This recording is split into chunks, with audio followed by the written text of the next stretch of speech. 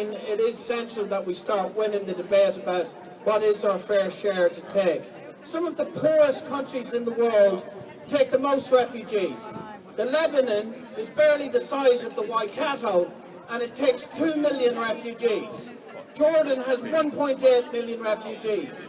Some of the poorest countries in Africa, neighbouring the Congo, where 11 million people have been killed in a war that's nearly as big as World War I, take in refugees from the Congo. How many refugees do we take from the Congo in here in New Zealand?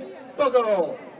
And when Tony Abbott, that racist, says that Australia can take in 12,000 refugees, check out Amnesty International's infographic. If you're a liberal, if you're a middle-class person who thinks New Zealand might be bad, but at least we're not as bad as racist Australia, have a look at that, because we are right at the bottom, underneath Australia, with all its racism and all its concentration camps for refugees.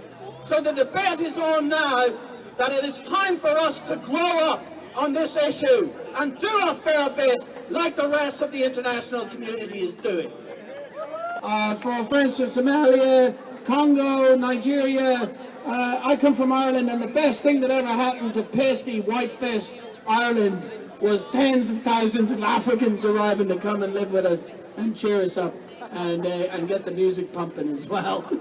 And I think we need more refugees from everywhere, actually. The next person is a good friend of ours.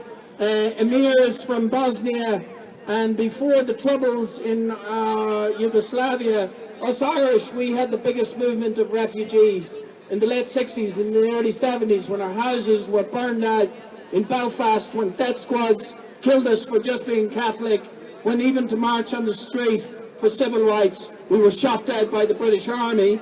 And my hometown took 10,000 refugees. My hometown has 25,000 people in it, and its population was 35,000.